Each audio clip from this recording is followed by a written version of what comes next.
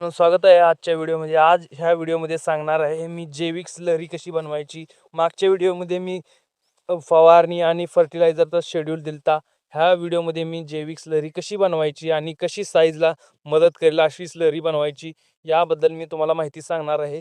तर नीटपणे ऐकून घ्या. ही स्लरी दिली ना, तुमचे निम्मे खर्च इथंच राहून जाईल आणि निम्मे खर्च कमी होईल.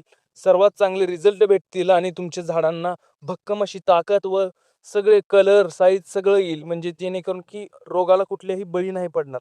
तर मित्रांनो, मी दाखवतो तुम्हाला स्लरी कशी बनवायची आणि कशी काय काय त्याचं नियोजन. तर स्वागत आहे मित्रांनो. आज आपण सांगणार आहे ऑर्गॅनिक स्लरी, जेणेकरून की तुमच्या डाळिंबाच्या साईजसाठी आणि कलरसाठी खूप चांगली आहे, जेणेकरून की तुमची साईज होईल आणि चकाकी येईल आणि तुमच्या झाडाला चांगली अशी ताकदही भेटेल. तर ही स्लरी आहे जीवामृत आणि त्यात चरकी पेंड. तर करायचं काय, 4 ते 5 लिटर देशी गावरान गाईचे गौमूत्र आणि 20 किलो शेण हे सगळे मिक्स करून घ्यायचं आणि झाडाखालील एक चांगल्या झाडाखालील माती, जे तिथं कुठलाही केमिकलचा वापर नाही केला पाहिजे, 2 किलो काळे गूळ आणि 2 किलो कुठल्याही डाळीचे पीठ हे सगळं 7 ते 8 दिवसात 200 लिटर पाण्यात सगळं भिजू घालून 7 ते 8 दिवस सकाळी संध्याकाळी हलवायचे आहेत.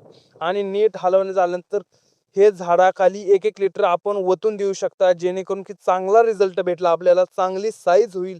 आणि सरकी पेंड किंवा चुरा पेंड हे कुठलेही 5 किलो वापरायचे, जेणेकरून की तुम्हाला सायझिंगसाठी खूप चांगलं न्यूट्रिएंट भेटतील.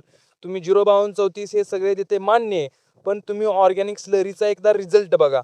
हे दोन्ही दिला ना, तुमची साईज डबल स्पीडनं वाढेल आणि तुमची साईज चांगल्या प्रकारे होईल.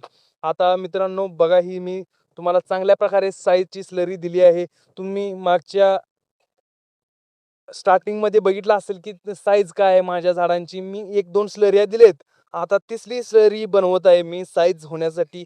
ऑर्गॅनिक पण करायचं आणि केमिकल पण करायचं. दोन्ही मिक्स करायचं, बॅलन्समध्ये करायचं, जेणेकरून की आपल्या झाडांना नुकसानही नाही झालं पाहिजे आणि जास्त करून ऑर्गॅनिकमध्ये आपल्याला तोटा नाही झाला पाहिजे. जसं की ऑर्गॅनिक हे चांगलं आहे. हे फुलीचं काम पण करतं, सायझिंगसाठी काम पण करतं, शारीरिक क्षमता पण चांगली वाढवतं झाडांची. तर आपण ऑर्गॅनिक पण केलं पाहिजे. बॅलन्समध्ये हे बॅलन्सचं तुम्हाला कळत असेल. बॅलन्समध्ये प्रत्येक गोष्ट नेलं पाहिजे, जेणेकरून की खर्चही कमी झाला पाहिजे, चांगले रिझल्टही आले पाहिजे.